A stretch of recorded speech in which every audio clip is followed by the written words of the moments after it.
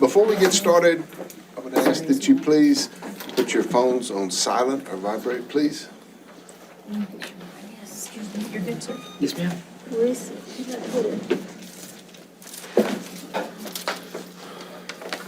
It is 6:45. We do have a quorum present. We appreciate you here this evening. Jan is going to lead the pledge, and Kim will read the mission statement for us.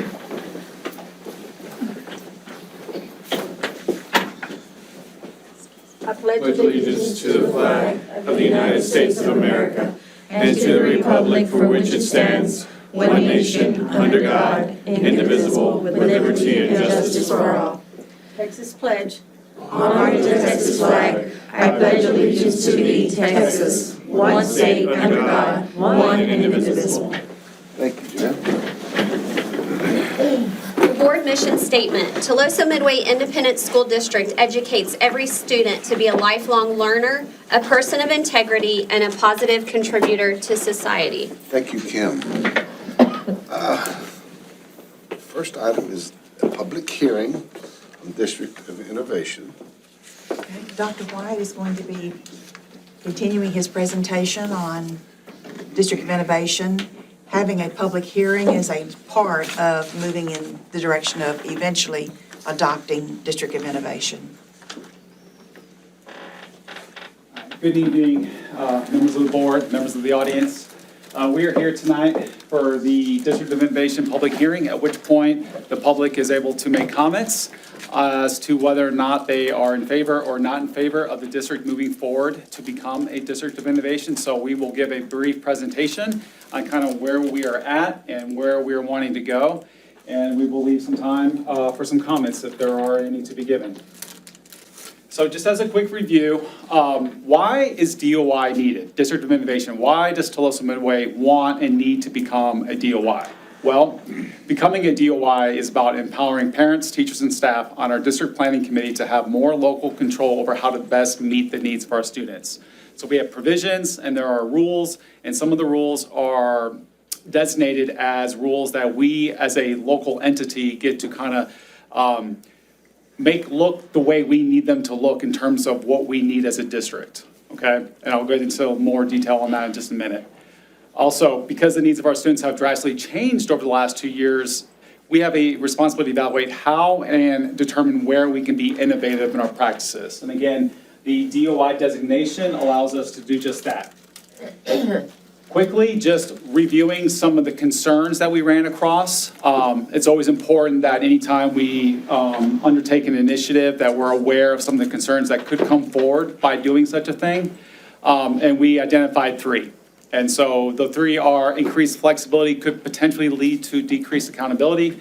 Parents, students, or staff members could lose rights and protections granted to them by law, or the product of this process will only reflect the desires of a select few.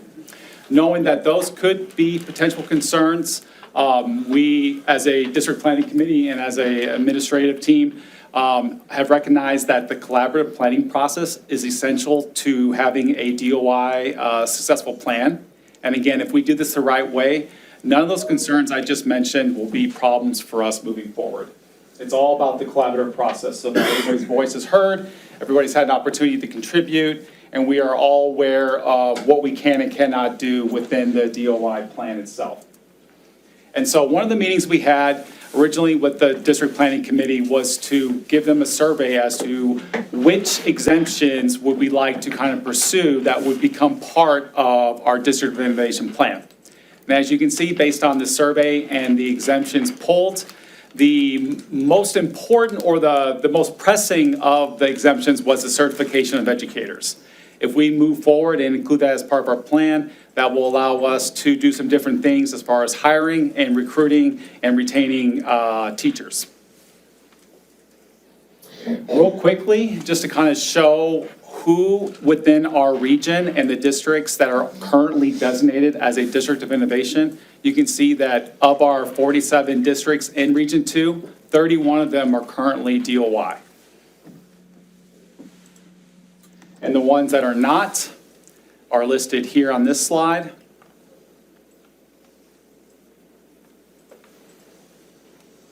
And the proposed planning timeline So far, here's what we have done as a district as far as reviewing and potentially pursuing DOI status.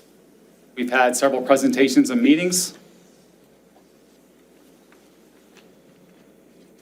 Today, we are meeting for the public hearing. Before that, to give everybody the opportunity to voice their concerns or questions they may have, or just some of the positive notes they may know about the DOI. And then for that, today, moving forward, the board has the opportunity to appoint a district planning committee to develop that plan. Depending on that outcome, you can see the proposed planning timeline below, and that will be kind of what it looks like as far as if we decide to move forward. These are the steps we will need to complete and take. And as you can tell, we can have all this wrapped up by the end of March, just in time for hiring season, so that as a district of innovation, we can begin recruiting and expanding our horizons as far as how to get and attract the best teachers we can to TMISD. And so that's just a quick recap of where we are at. Does anybody have any questions or comments that they would like to add? I have a question. Sure. On one of the concerns, where it said that, if you go to the first page, well, Here we go. where it says parents, students, staff members could lose rights and protections granted to them by law. I mean, I understand, I heard you say we're gonna work diligently not to, get in that predicament, but at what point do we, as a board, find out, what are we gonna do before, are we gonna find out before we vote on this? Yes, or- sir. It's a back and forth. And so each time we do something, that information will be shared with you all. And if there are concerns from y'all's end, as far as what you see or what you want to see that's not there, that's just part of the collaborative process that we get to follow. And so if we decide to move forward and appoint the district planning committee to be the members on the District of Innovation Planning Committee, at that point, once we begin rough drafting the plan, that plan will be sent to you all for your review beforehand, so that if you have comments or questions or things that you'd like to see, that's kind of part of that process. And so whatever we end up bringing forward will be a true collaborative piece between us, administration, the committee, and you all as the board. Going back to the concerns, not these common concerns, but the survey, Yes, sir. what was the number 2? I can't read it from here, like, the top 4 concerns. Oh, Contracts. are you talking about number 2, because it's kind of cut off? Well, yeah, that's the one about the certification, correct? The first question was, did they or did they not want to pursue? Everybody answered, yes, we want to pursue. Therefore, as they said yes, that was the number of votes for each of the exemptions. And so the first one, district level and site-based decision-making, if we would like to be exempt from that, that's just part of how we would like for that committee to be structured, because the structure comes from the state. But if we decide as a district, we need that structure to look a little bit different because of our unique situation, or we just need a slight type of a membership or a percentage coming from a different area than what the state would ask, that just allows us to play around with that and make that what we need to, if we want to.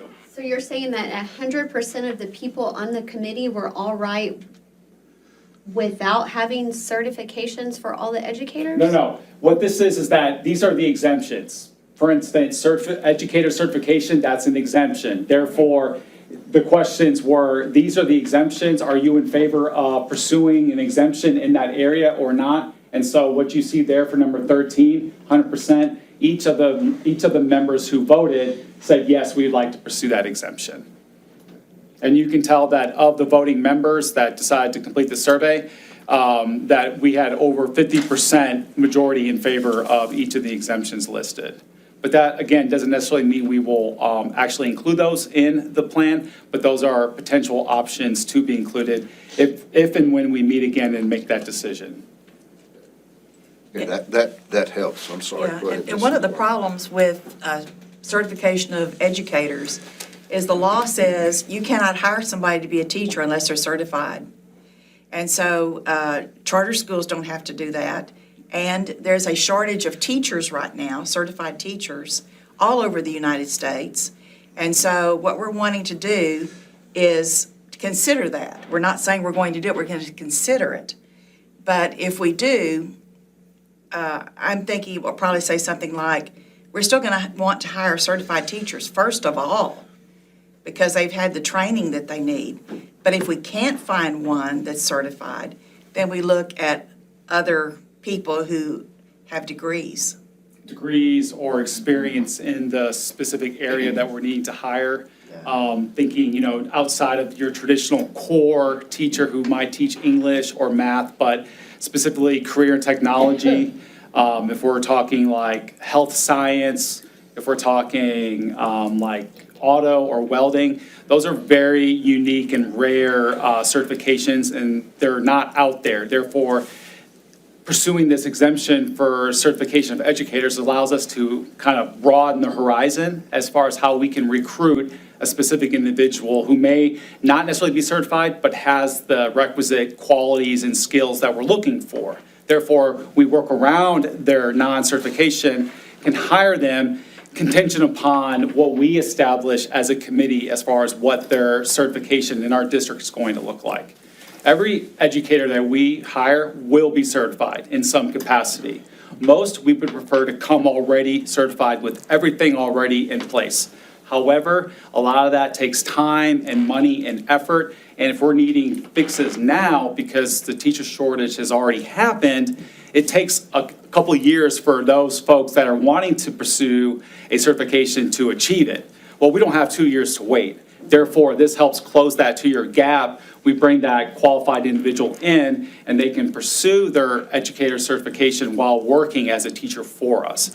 And that way, we can also provide them the necessary supports and resources to truly help them not just earn the certification, but become a better educator because they went through that process, not just because they're just trying to comply with the requirement. That was going to be my follow-up question. I'm glad you went into that, because that's, I remember you talking about that different districts give them a different timeline. Yes, sir. For which to get that certification. Very good. That was, you answered my question before. And one of the reasons many of the schools went into the District of Innovation to begin with, when it first came out more than 5 years ago, was the start date for school. Because in law, you cannot start until, any earlier than the Monday, which is the last Monday in August. Well, as you know, we start in July because we are a year-round school. This does not affect year-round school at all. We're still going to start in July. So that doesn't change that at all. And so what we're just trying to do is meet the needs so we can be legal and we can communicate to the public what we're all about in being a district of innovation. Dr. White, just Yes, ma'am. follow up on Mr. Benavides' question. Could you give me an example of, or us an example of what would be a parent right loss? What would that loss be, or what were the concerns that a parent would lose their rights? Good question. So for instance, if we decide to choose one of the teacher-student ratios, because that student-teacher ratio specifically in elementary schools is set by law, to me, if we were to choose that exemption and decide that we want to go beyond the threshold of what the state has established, a parent, for instance, could potentially see that as losing their right because I was guaranteed by the state to have a smaller ratio for my child in that classroom. Whereas, as we discussed before at a previous meeting, some of the reasons why districts would pursue that exemption would be to allow for ability grouping based on enrichment or based on intervention need. And so that just allows some of those districts who are in different situations to do some different things grouping-wise without having to comply with kind of a one-size-fits-all regulation. And so being mindful of the fact that when we change rules or regulations, there's impact not just with administrators or teachers, but also parents and students. We just need to be mindful of that so that we're not missing any key component. And of course, part of the process that we will go through will be, as we put the plan in place, that will also be reviewed by our legal team to ensure that everything is kosher and aligned and in compliance with the law. Does that answer the question a little bit? Okay. I have, but it's never been our intent, because Ms. Boone had that concern that these classrooms would skyrocket up upwards of over 25, 30 kids.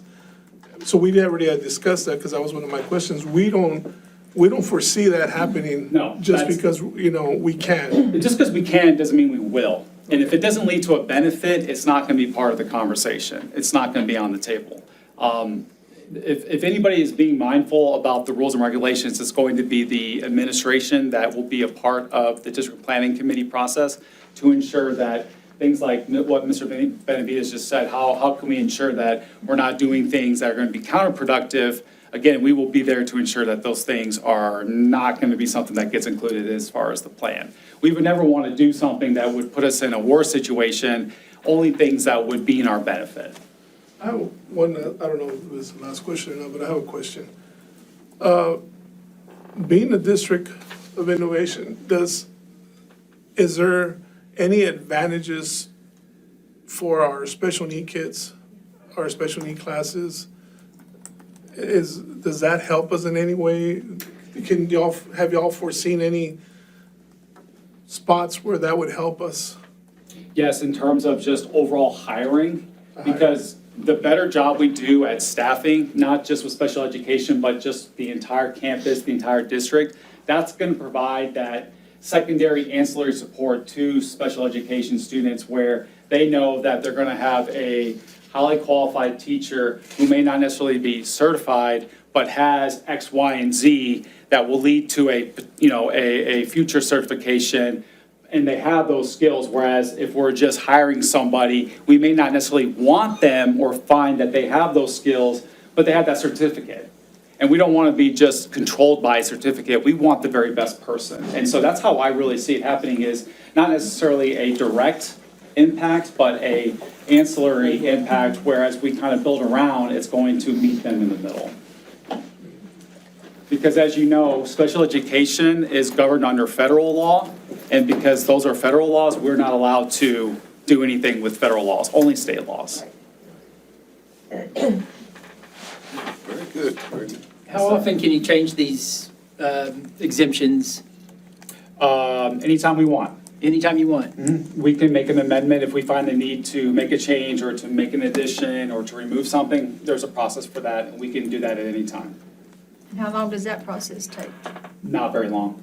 It's just like any other type of protocol, we just follow it through, take it to the board, we approve, and we just move on.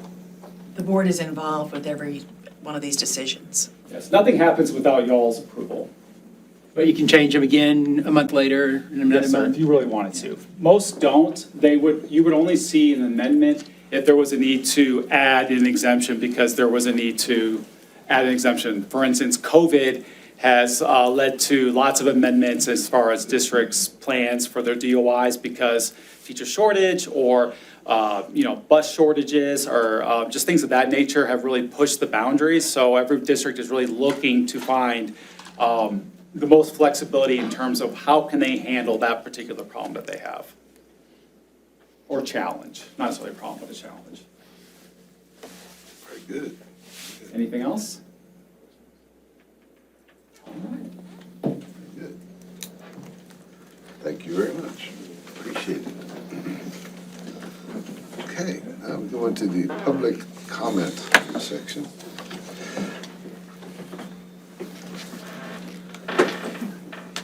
Next item on the agenda is public comment and public audit from the audience, in which time the members of the audience to address the Board of Trustees through either public comment or public audience. If applicable, before we begin, I will remind our audience members of the board's procedures for handling public comment. The public comment portion of our regular board meeting is available to members of the public who wish to address the agenda and non-agenda items to be considered by the board.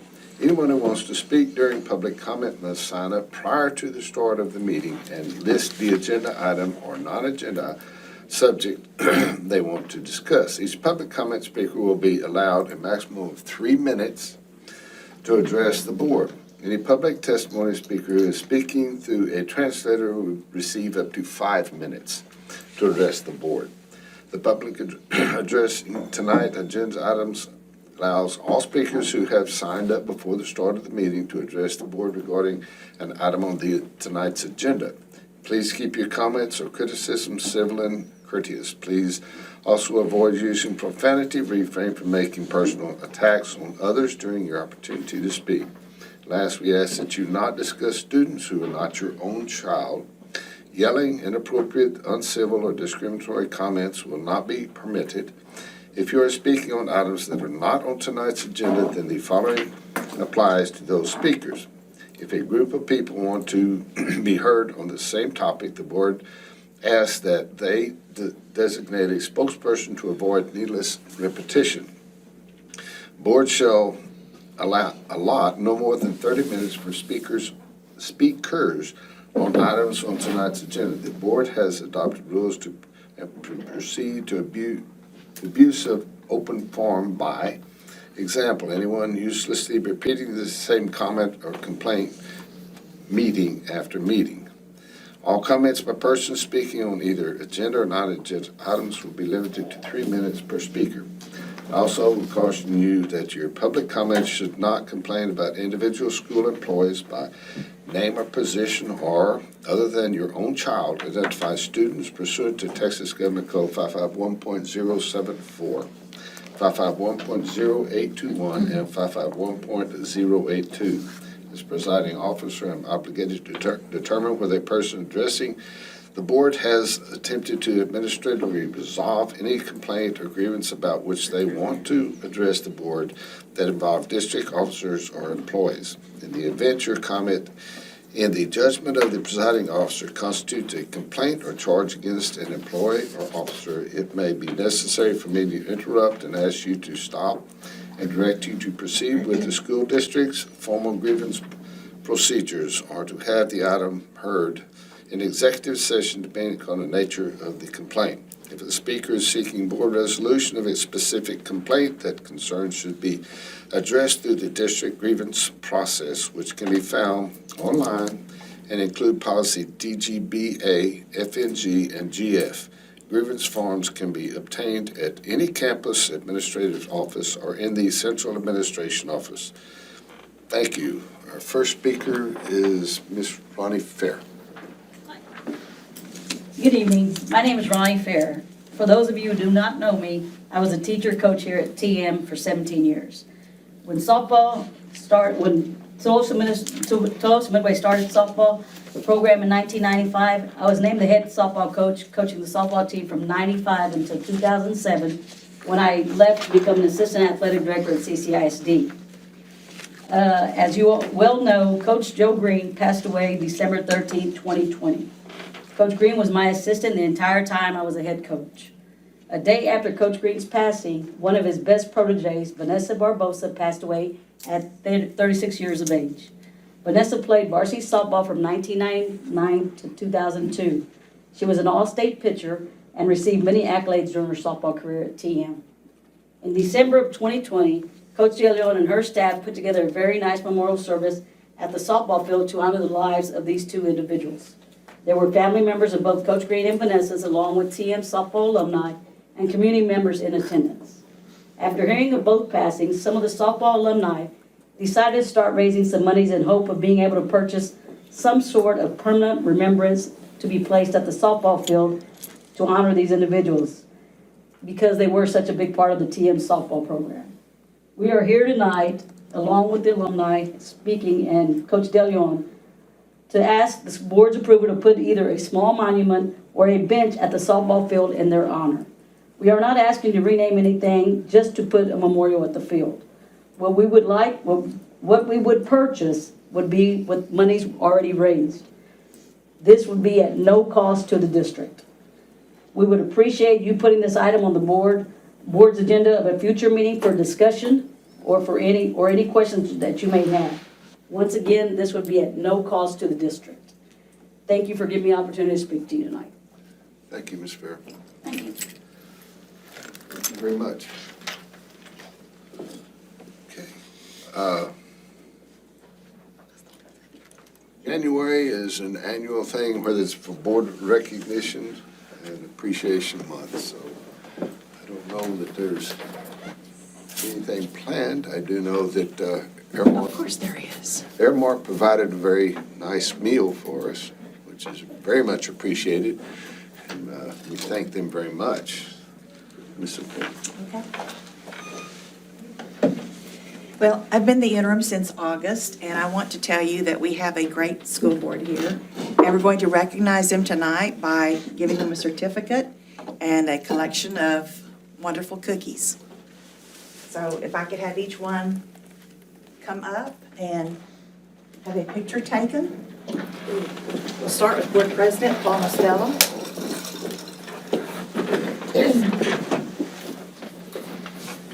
These have also appeared on Facebook in case you want to see famous people. There you go.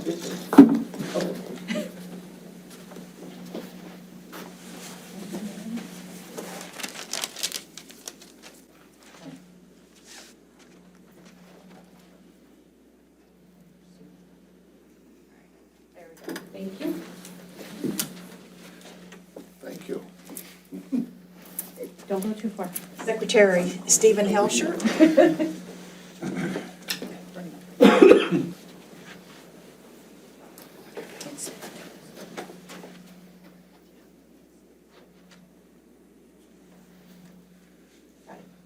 Thank you. Second Secretary Jan Mostella.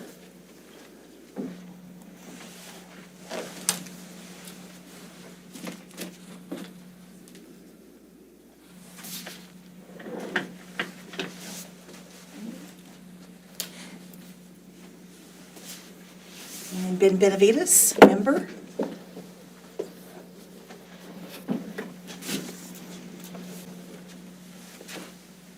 Watch your head.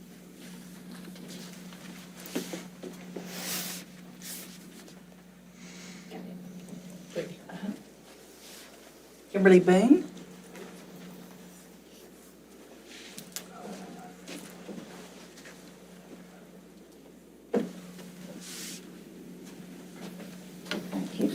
And you can collect your bucket of cookies on your way out. Do you want a group picture?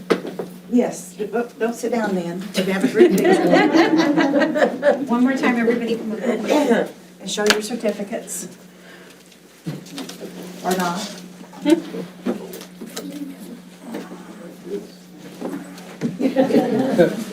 You choose. Step up a little bit.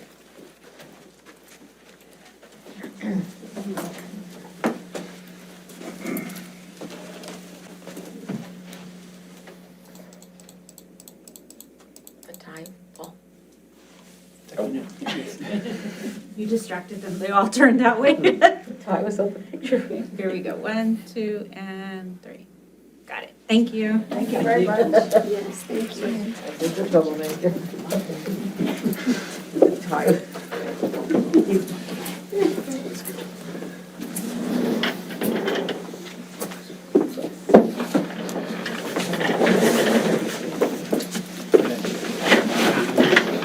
You can also mention these other two.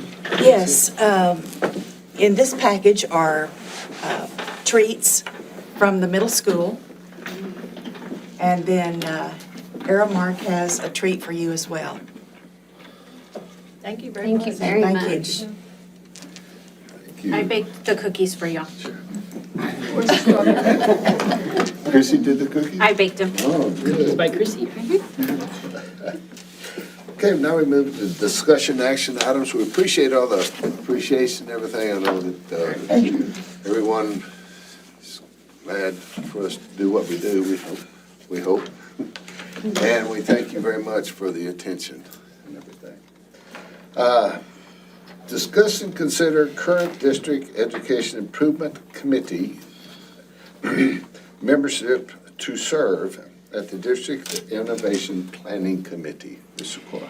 All right, as we're checking off the list of what we have to do to become a district of innovation, one of the items was to have a public hearing, which you all participated in.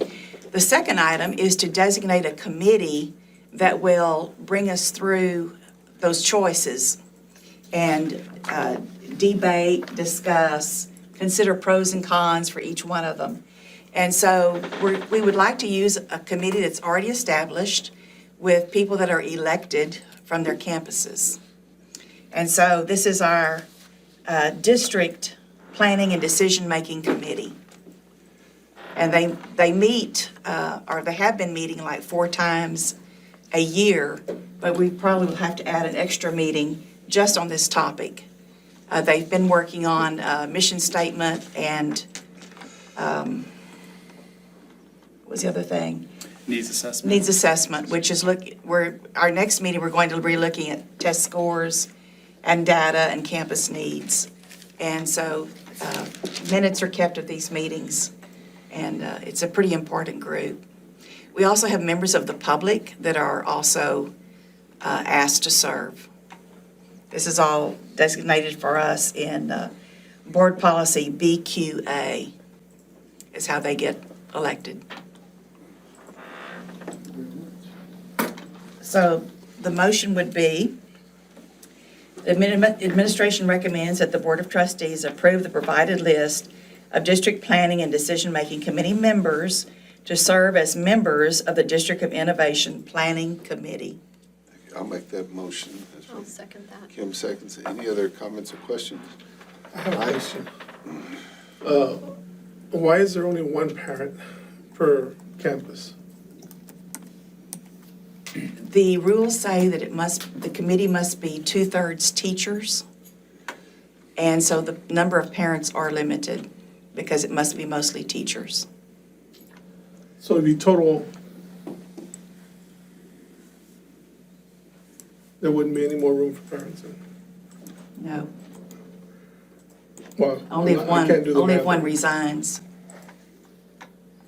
We have parent and business members on there.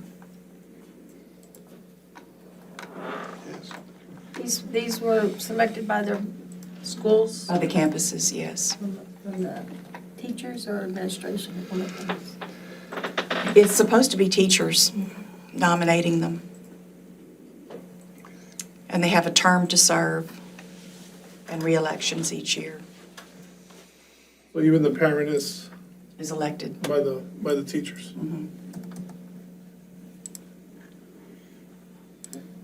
It looks like they've, like I said, with the 2/3 and everything, there's a good spread of educators from different departments I can see, which is good, which is very good. And we do have, 5, I think it is, community members, 5, something like that.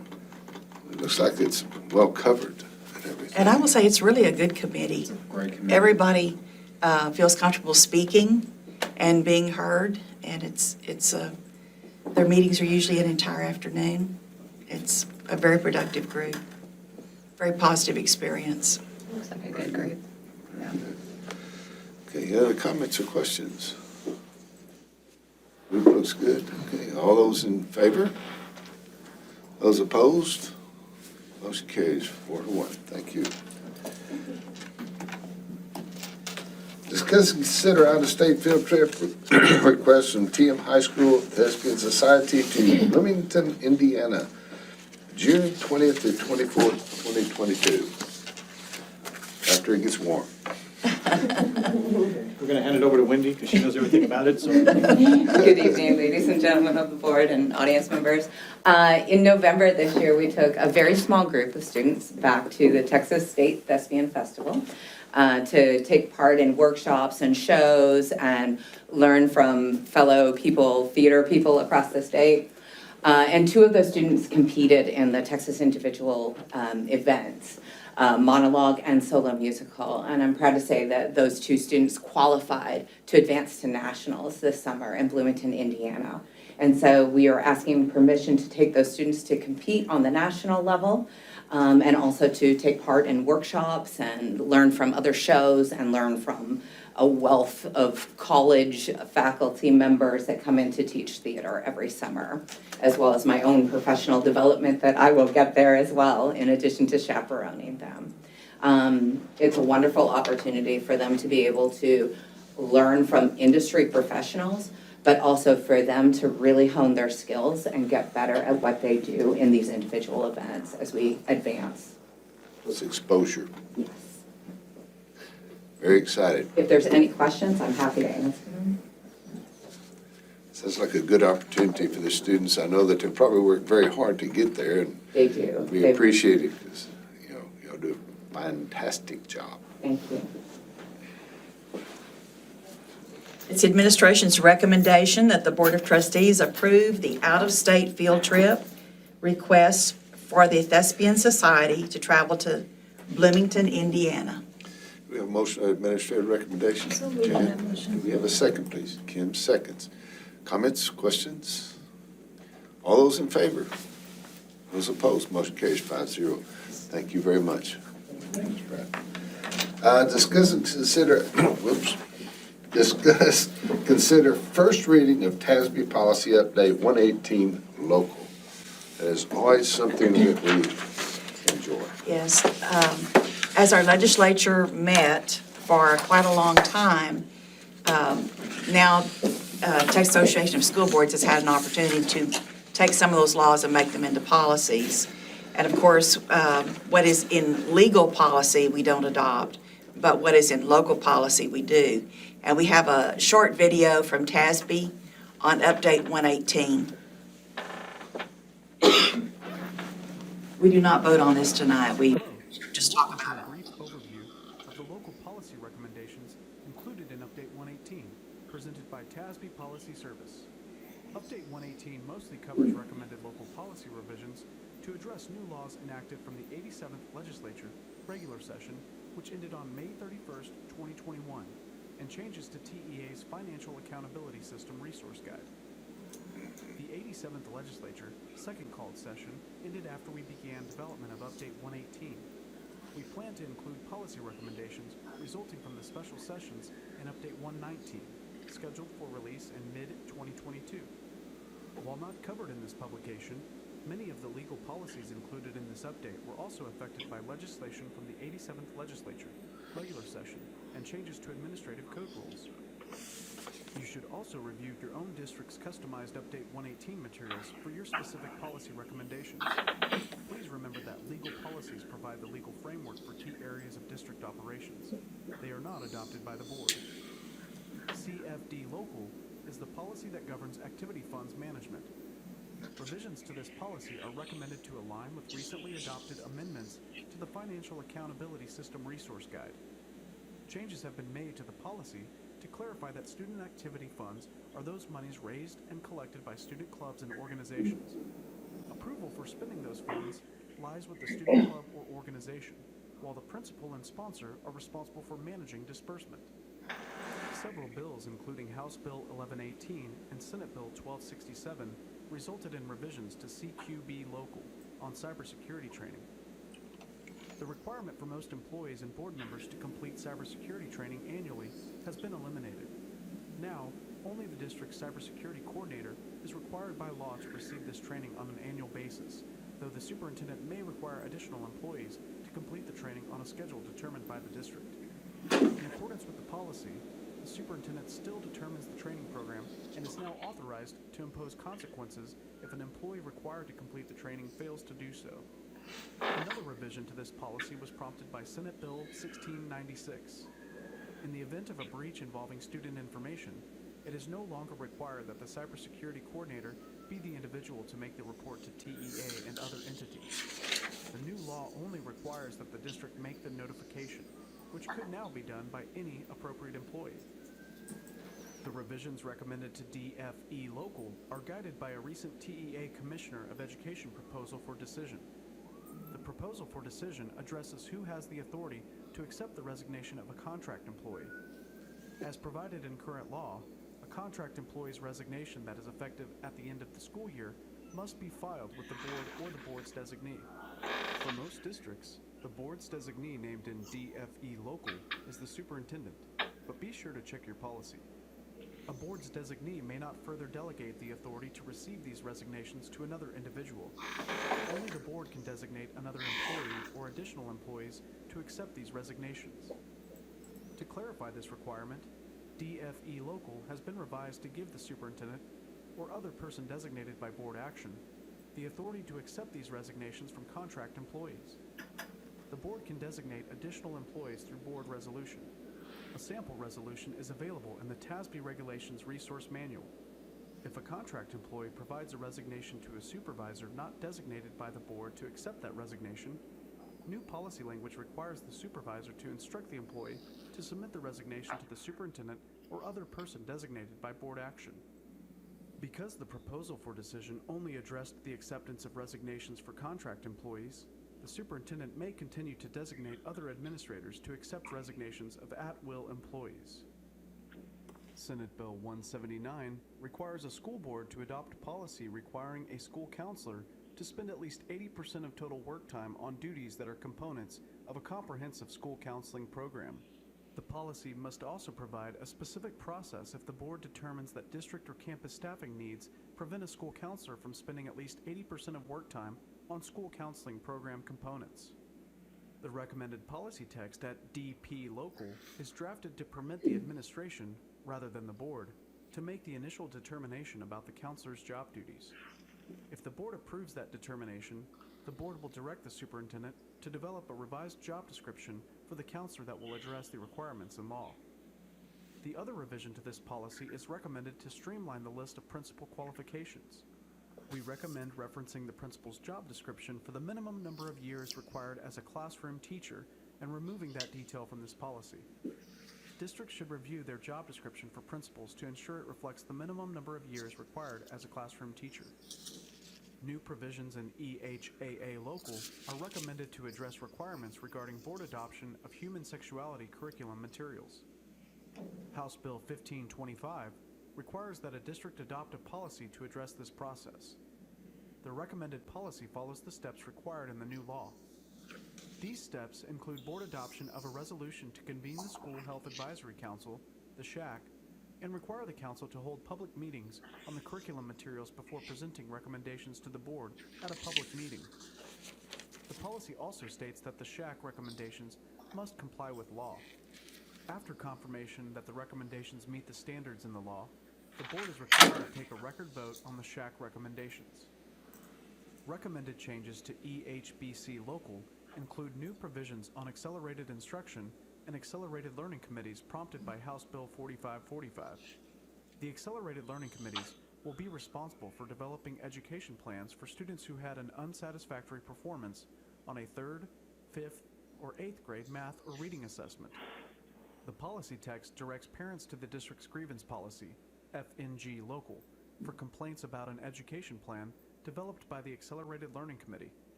The policy also explains that parental requests for a student to be assigned to a particular teacher following an unsatisfactory performance on a 3rd, 5th, or 8th grade math or reading assessment will be handled in accordance with administrative procedures.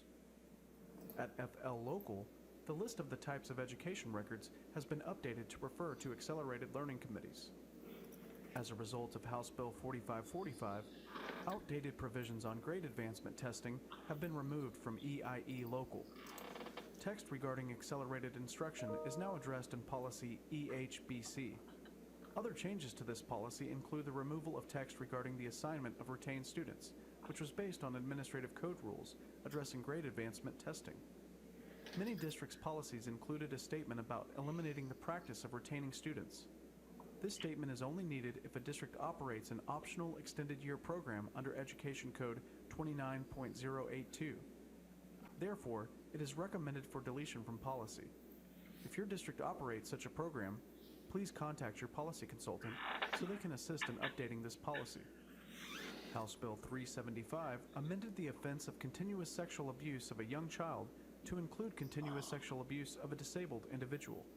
The section of policy FDE Local, addressing the collection of safe school data, has been revised to align with this change in the law. Included in policy FEA Local is a provision permitting a student who is at least 15 years old to be absent for 1 day to obtain a learner license and for 1 day to obtain a driver's license. Senate Bill 289 created this optional excused absence.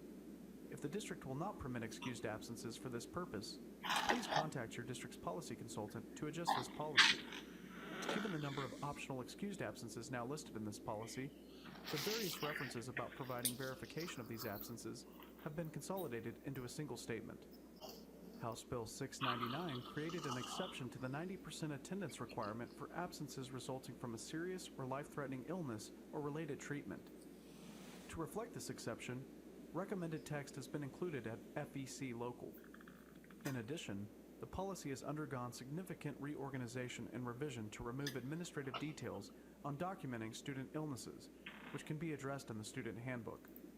Changes have also been made to place an emphasis on a student's mastery of the essential knowledge and skills and maintaining a passing grade, rather than assigning a student to attend programs for an amount of time equivalent to the student's absences. Recommended revisions to FFG Local incorporate House Bill 3379, which changed the standard of reporting child abuse or neglect from cause to believe to reasonable cause to believe. For further clarification, a reference to the definition of a person responsible for the care, custody, or welfare of a child is also recommended for inclusion in the policy. Lastly, in anticipation of the new professional development policy that must be in place by August 2022, a reference to district policy has been added to the section that addresses training for employees on preventing and recognizing sexual abuse, trafficking, and all other maltreatment of children. That covers the local policies in Update 118. We hope you find this overview helpful. Should you have any questions or want further clarification, please feel free to contact your assigned policy consultant at the TASB Policy Service website. Okay. I remember we had these in our board book, and this was just the first reading of them. Okay. Yes. I would just like to point out something to the board. In local policy DP, when they were talking about streamlining the qualifications for a principal, one of the qualifications that we have in board policy is that the principal have 3 years' experience as a classroom teacher. And they recommend that we leave that out, and that perhaps it can be addressed in the job description.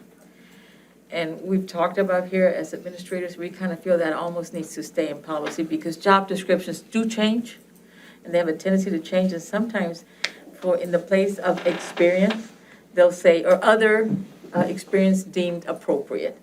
And you can leave it that way, the way they recommend. I just want to point that out to you, that if you want to strike that out. It's striked out right now. The What we received, recommendation- it's striked out. And the recommendation for first reading is striked out. It's back a couple Yeah. of pages ago. TASB, they were the ones who struck through that one. I'm with Anna. I think that they do need classroom experience because if you don't have that, you don't have an idea on how you're going to deal with your teachers on a campus if you've had no experience as a classroom teacher. You're going to put them in charge of Yeah. people that are in the classroom. Yeah, that does not make sense. So right now, it's policy already anyway. Yes, it's in policy. But So can I- all our principals have 3 years' experience at least. At least. Yes, right now it's in policy, but they recommend that we strike it. We say leave it. But since it is a local policy, we have It's up to us. It's the up to you. right to leave it in there. Yes, you can. I don't know about everybody else, I think it should.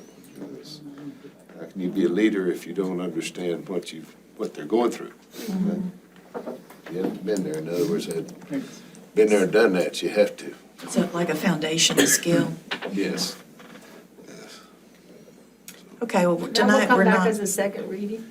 Will that come back in the second reading? the second reading, yes. We'll have to point it out, yes. Just have a question about the school counselors. How's that gonna, who's gonna be the gatekeeper of their 80%? Yeah. That's a tough one. What they're asking is I that the think that's teachers very- keep a log of how many minutes they're actually working with students and how much time they're doing paperwork. Well, with the pandemic, they probably need to be spending at least 80% with the students. Is that spending time with the student in regards to their emotional distress, or is that for?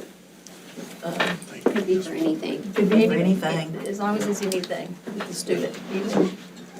There's a lot of that has to do with not only just college preparation and grading and everything, and also listening to them, you know, and I think it's good that they record that time, and that's be necessary. Like you say, it's, this pandemic has created a lot of mental issues, not only for students, but adults as well. So, Absolutely. you know, help the kiddos out, that's a good idea. I like that. So as you read this, we will come back together next month and ask if you're ready to approve it or if you have any additions or deletions in local policy only. Yeah, local policy. Okay, so there's no action tonight. Yeah, I agree with the 3 years' experience, at least. Yes, I do too. Okay. Okay, we have some blue sheets to hand out. Okay, that's some blue sheets. Next thing is discuss and consider options for filling the place 4 Board of Trustees vacancy. I contacted our school attorney and asked her, from her many years of experience working with school boards, what did she think about replacing a board member? And so she wrote this to me. She started off with the board policy and then said there are basically 5 choices. I'll let you have a chance to read them.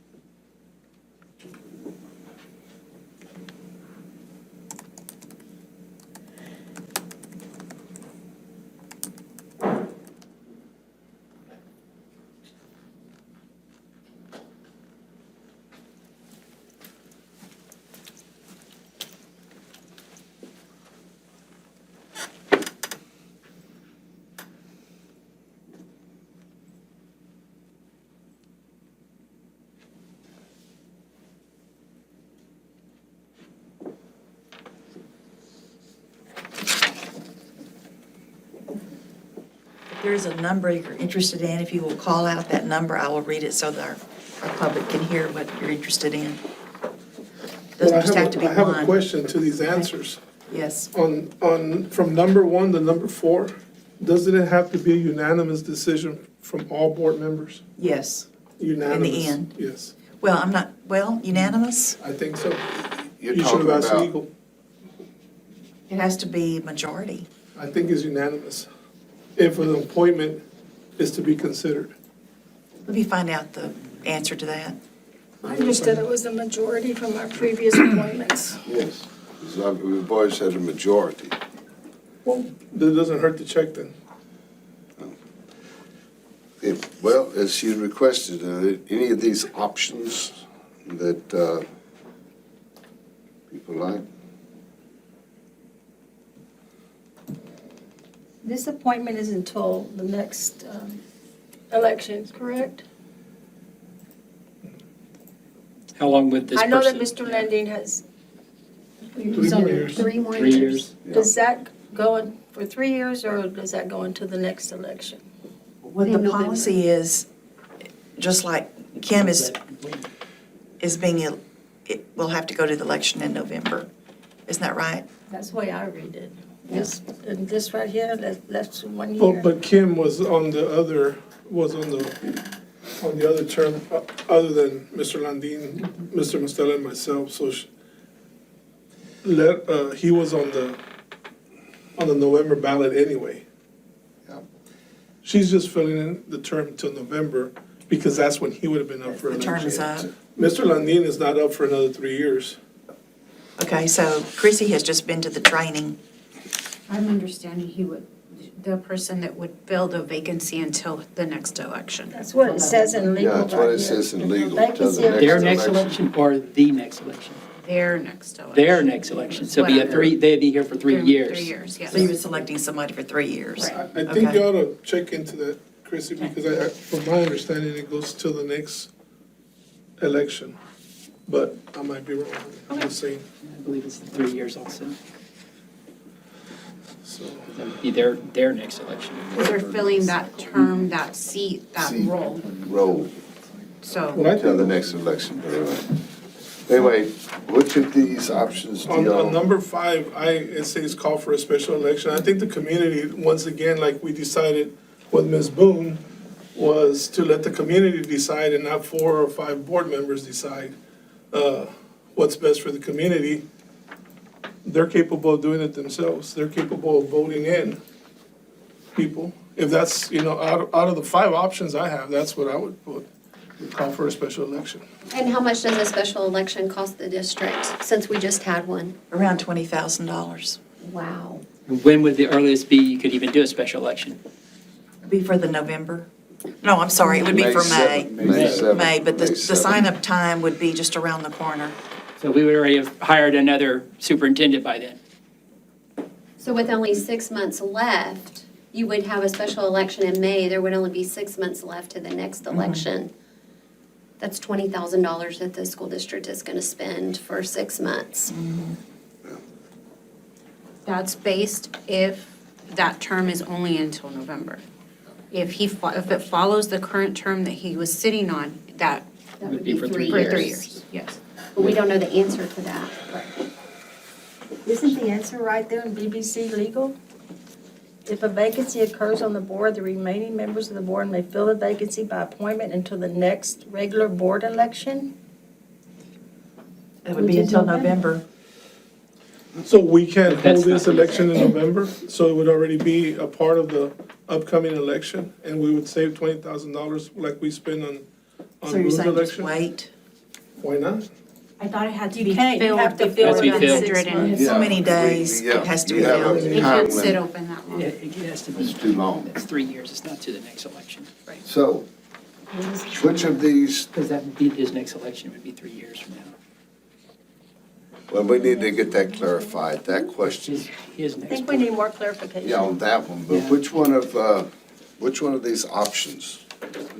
Ben has already said, call a special election.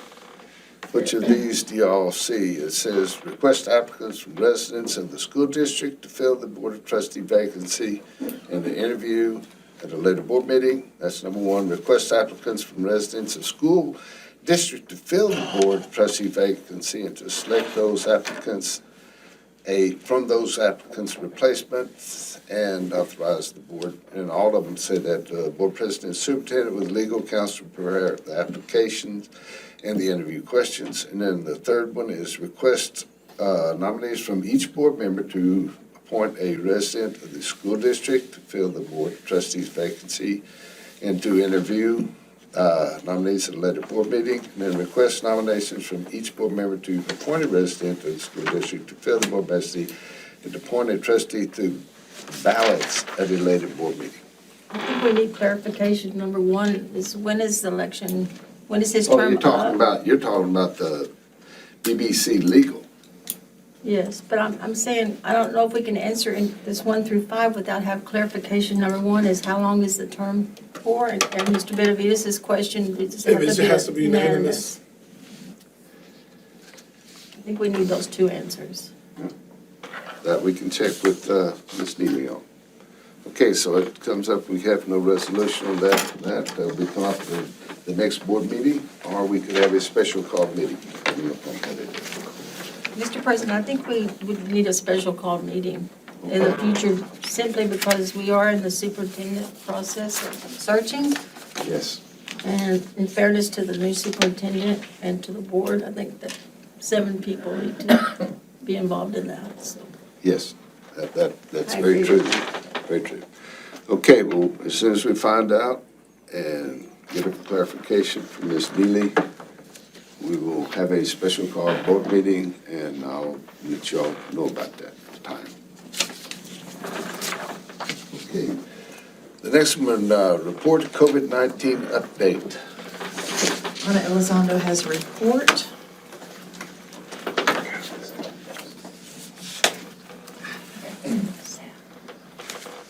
I apologize for not giving you the report ahead of time, but if we had given you the report ahead of time, this data would have probably reflected last Wednesday.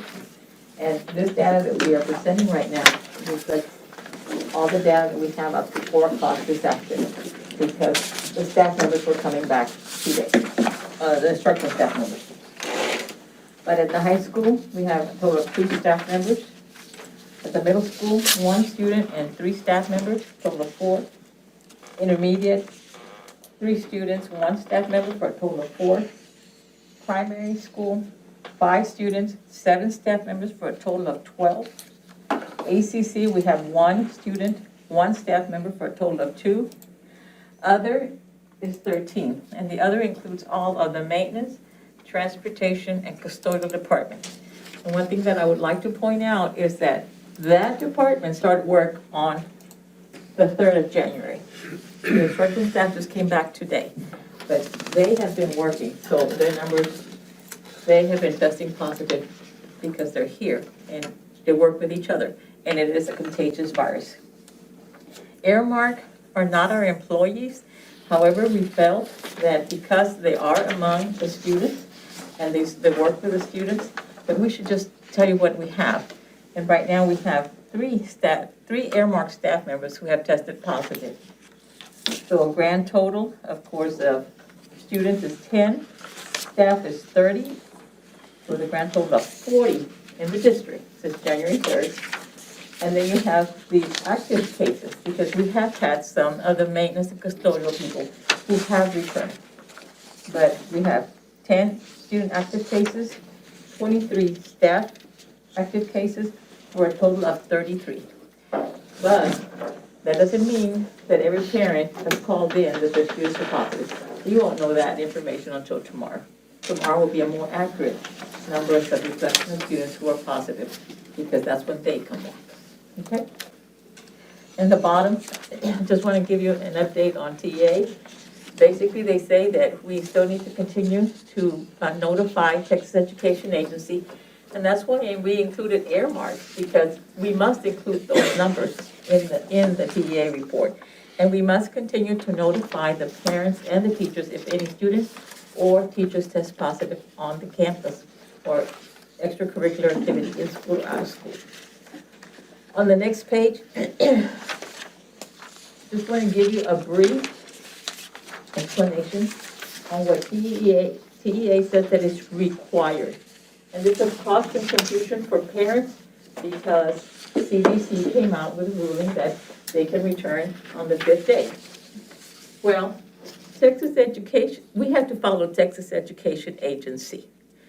And Texas Education Agency, when you go to the part about the students, they will say, go to the Texas Department of State Health Services. And just for your information, in case you get asked questions, I included what they say on the very last page of your handout, so you will have it there. And basically it says that the administrator must exclude that student who tests positive or shows symptoms 10 days. 10 days. Because we had a situation at the high school where we had a student test positive, and they came back on day 5 with a doctor's excuse saying, they come back. We can't. We have to go by what TEA says. So basically, that's what it is. And if they're symptomatic 10 days, asymptomatic 10 days. And if they are symptomatic, they have to be fever-free for at least 24 hours without any fever-reducing medication, and they must have improved symptoms. That's for the students. For the staff positive cases, they say for symptomatic, at least 5 days at least. And asymptomatic, at least 5. Again, with no fever for the last 24 hours, with no fever-reducing medication, and improvement of symptoms. And we have talked and talked and talked since last week. What is the best thing to do? We went ahead and we surveyed 6 districts or 7 districts that were in our surrounding area. Flower Bluff and Banquetti say 10 days. Or 5 days with a negative report. Okay? Calallen and Robstown say they can return on the 6th day with a negative report. London says 5 days, 5 days. Sinton and Flower Bluff say 10 days. So when we said, what's best for the student? What's best for everybody, really, in the district? We decided that we would go, they have to be out at least 5 days. Because if you're exposed, the first day is 0. So we said, 5 days for sure, and they can return on the 6th day with a negative report, a negative test result. So that's what Tuloso Midway is saying. And that's what our protocol would be for the staff. Any questions? And day 0 is the onset of symptoms, not the date they were tested. Or symptomatic. If it's asymptomatic, it is from the date that they tested, because you don't know when they got sick. They had no symptoms. And what we also, just so you know, if you hear it, the state, and I'll pass this over to Patrick, because he can explain more about our test and our expired test. Patrick, could you help out? Originally, TDM, Texas Department of Emergency Management, provided us test kits, and we received almost 2,000 kits. We received them, and then that's pretty much when COVID dropped off, so we used very few of the kits. The kits, when they were shipped to us, were already expired, but they had extended it for 6 months, so they were good until December the 18th. Initially, I had seen a reading that they were going to extend them another 6 months, so that we could continue to use them, but that's not the case. They didn't extend them, so ours expired on December the 18th. Currently, we're not using them to test kids at all. They still work, they're very accurate, and we're using them to test our employees, and it's helping us out quite a bit. We've already ordered new test kits, but there's a shortage, nationwide shortage of test kits. We're anticipating to get our test kits, about 1,500 of them, the end of this week or the first of next week. It's a little bit different test kit. We're using the Abex test kit. Now it's Biogen. It's a little bit different, but it's the same results in about 15 minutes. So we hope to have those in hand. And we're still having parent consent for that, is correct? Yes, all that is still required. Okay, on the next page, we don't have it there, but on the next page, this is a chart on the student protocol that we put on our webpage today. And I want you to know that we didn't take all these charts lightly. It is so confusing. I can understand why parents are so confused. And it took me like forever to read it. And it's like 18 pages of information condensed into this page. And basically it says, you test positive, you gotta be out in 10 days. That's basically what it says. Then they provide the CDC guidelines, because everybody's confused. If they're exposed, this is what happens. There's 3 scenarios. If they're vaccinated up to date with the vaccine and the booster, they don't have to do anything. Fully vaccinated. If they're asymptomatic and not completely vaccinated, then they quarantine and they test after day 5. If positive, you start the 10 days count. If negative, you can return. If there's symptoms, vaccinated or not vaccinated, if they're symptomatic, you follow the protocol. So we put this out. But it doesn't really matter what this says, and that's what parents get confused, and everybody. TEA guidance says, parents of students who are determined to be close contact of an individual with COVID may opt to keep their students at home during the recommended stay at home, or they may opt to bring them to school. It is a parent's choice. And I know I've been keeping up with the TM parent page, and I know that some of the comments say that this nurse said this, and this nurse said that, and I can't believe the school district sent them to school. It is a parent choice. It is a parent choice per Texas Education Agency. It is not our choice. It is a parent choice. Does that make sense? Now, parents, call the nurse. And then down here we put, for UIL athletic students, they're required to have a medical clearance for the return to play. Any questions on this? We finally finalized it this afternoon, and we sent it on out. Your next page is for our staff members that we've already just told you. 6 days, after 6 days with a negative result. No fever, we've already done that. And the only thing that's different with the close contact on the employees is if they're exposed, TA says that they can come back to work and we can test them every other day. Was it 6 days? Every other day for 6 days, and that's what we're doing. Of course, our test expired, but we're letting the staff know, you're getting a test with, a test expired, but we're still getting results that are positive with these tests. So that is what we have for COVID.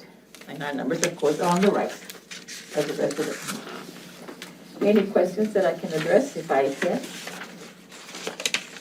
And in case some of the parents don't have the handout, I did make copies for you, I'll put it, place them out there, as you. You mentioned the TM parent page, so each campus is gonna be on the same? I send out to every single staff member the student protocol, and then I send it out to every single staff member the staff protocol.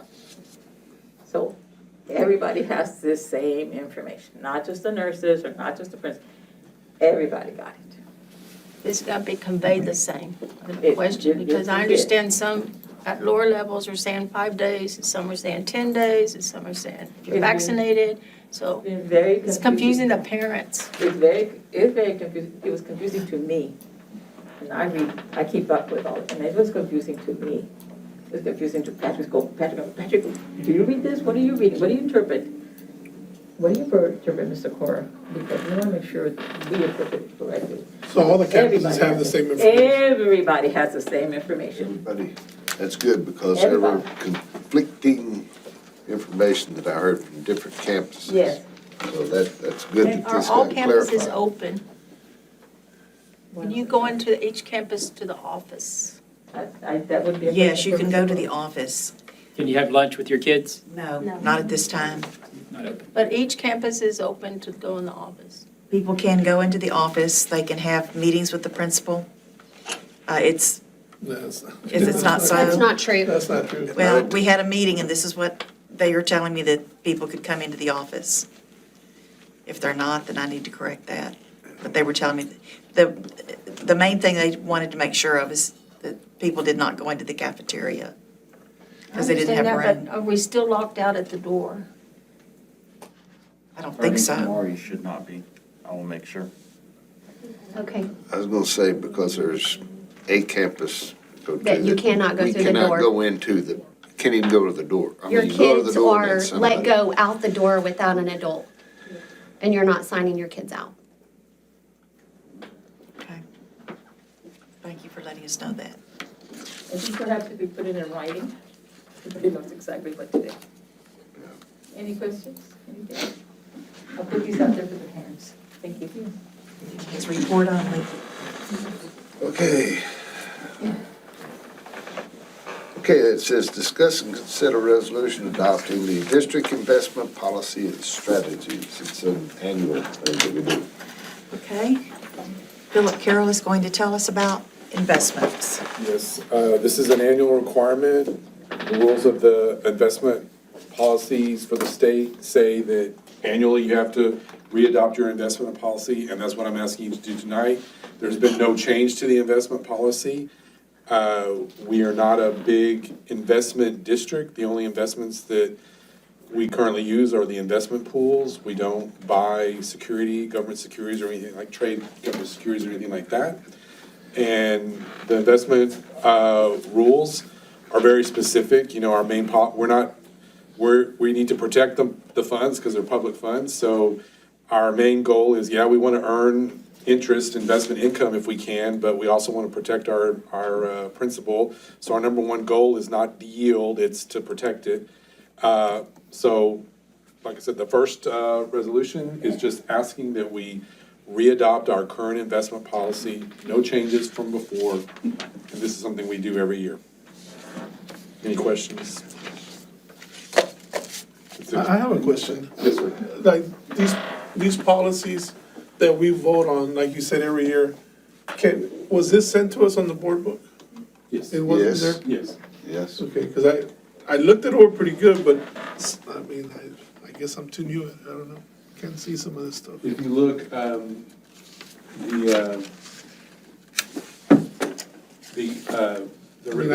found all the check pages. they're referenced in my thing here. It's CDA local and CDA legal. Those are the two policies. It looks like this, Mr. Hernandez. And just because of what happened, I forget how many years ago in Orange County, California, that's why we have these rules, that we have to do this every year. And I usually try to do it in January, February every year. Okay. So nothing's changed, we're just forced to re-adopt a policy that we have. Thank you, Philip. Okay, is the administration's recommendation that the Board of Trustees approve the attached resolution adopting the district investment policy and strategies? I'll make that motion. Do we have a second, please? Second. Ben. Okay. Any comments or questions? All those in favor? Those opposed, motion carries 5-0.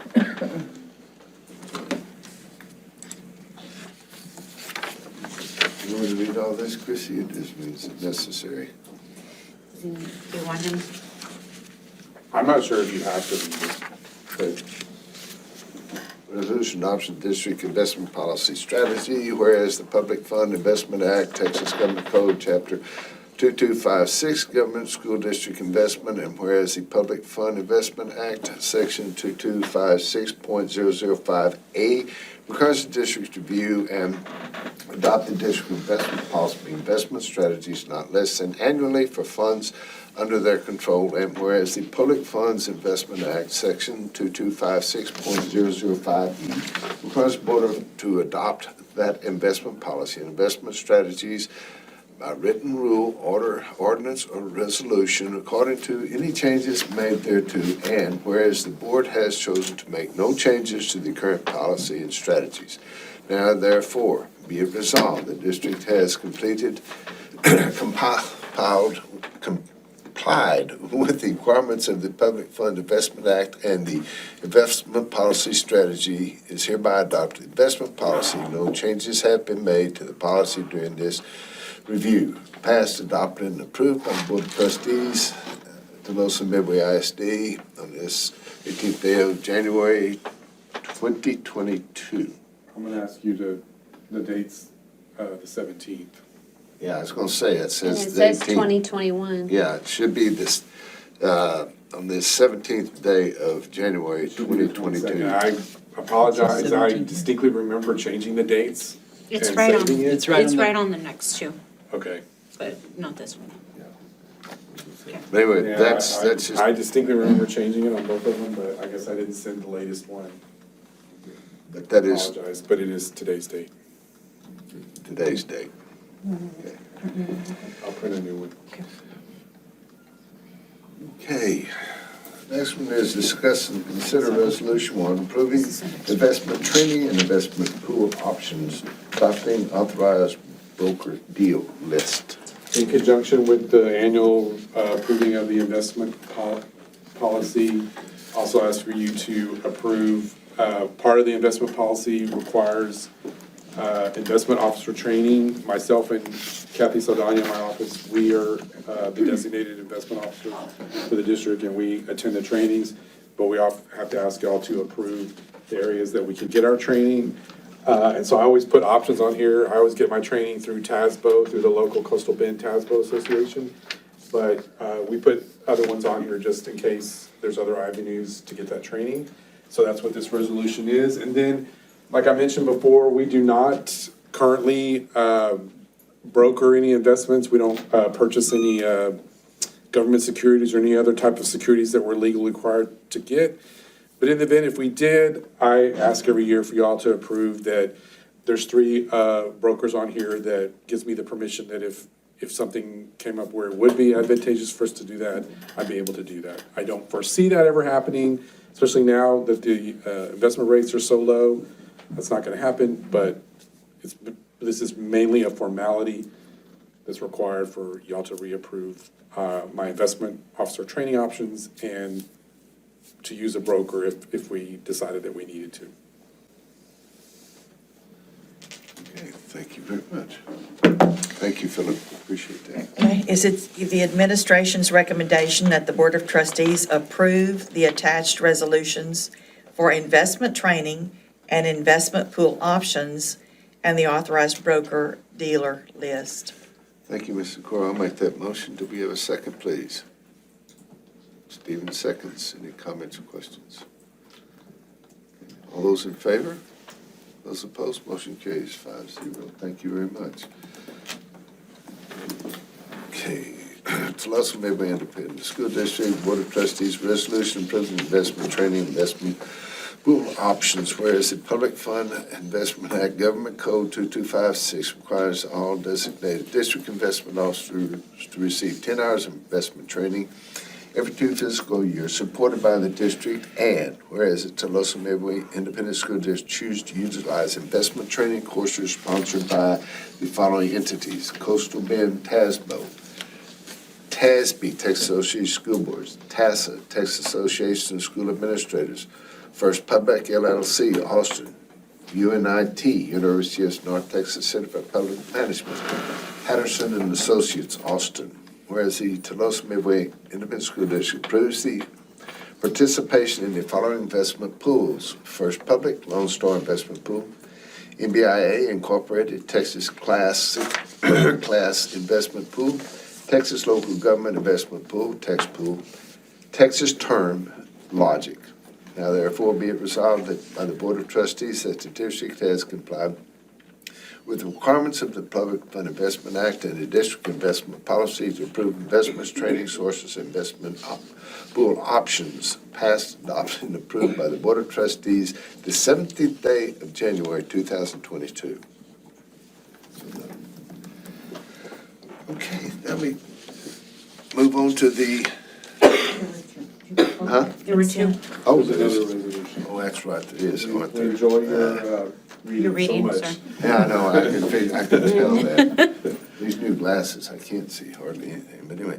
Tolosa Midway Board of Trustees resolution adopting authorized broker-dealer list, whereas the Public Fund Investment Act, Government Code, Chapter 2256, Government Local Government Investment, and whereas the Public Fund Investment Act, Section 2256, 0.025 requires the board do no less than annually to review and adopt a list of qualified broker-dealers authorized to engage in investment transactions with the district, and whereas the banks request a depository relationship and are not broker-dealer firms, they are not included in the broker-dealer list, and whereas investment pools must be approved by a specific board resolution, they are not included on the broker-dealer list, whereas the following list of broker-dealers is recommended for approval: Samco, Stifel Nicholas, and Hilltop Securities. Now therefore be it resolved that the district has complied with the requirements of the Public Fund Investment Act and the list of authorized broker-dealers and hereby adopted. Before transacting business with any broker-dealer or pool and bank, each will be sent a copy of the district investment policy for written certification of the review in accordance with the Act. Major changes to the policy require broker-dealer reclassification. Passed and adopted and approved by the Board of Trustees, Tolosa Midway ISD, the 17th day of January 2022. So approved. Now, we move on to the consent agenda discussion action items. Mr. Carr. All right, does anybody have any questions from the consent agenda?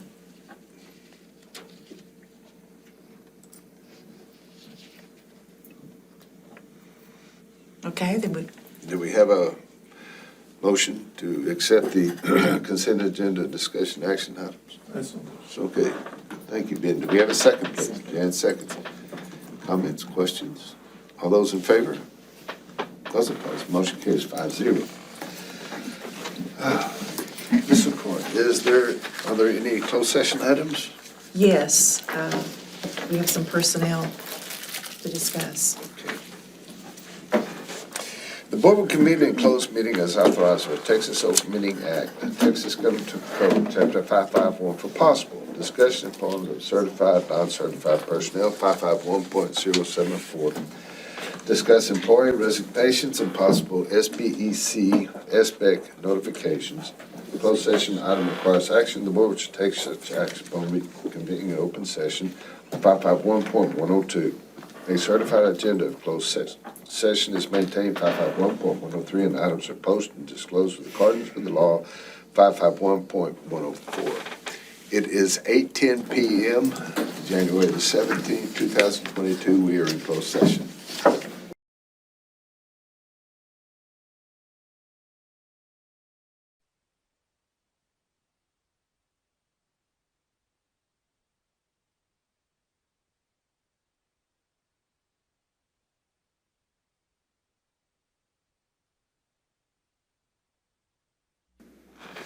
Okay, it is 8:27 PM, January 17th, 2022. We're back in open session. Ms. Okoye? We have no action items from closed session. Yes, there are no action items from closed session. Is there any further business, Ms. Okoye? No? There's no further business. Our next meeting is the 21st. Oh, yes. I do have announcements about Felix Steindienst's memorial service. I was able to finish the program, and Chrissy's going to hand you the flyer. We will make it it's not on the agenda tonight to discuss, but just to let you know that it's coming. And if there's any corrections you see, please let me know. Thank you. Before we make a lot of copies for it.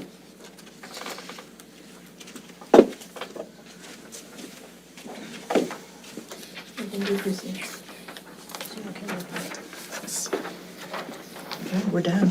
Okay. There's no further business. Entertain a motion to adjourn, please. Jan makes a motion. Do we have a second? Kim seconds. All those in favor? Thank you very much. The motion carries 5-0. It is 8:29 PM, January the 17th, 2022. We are adjourned.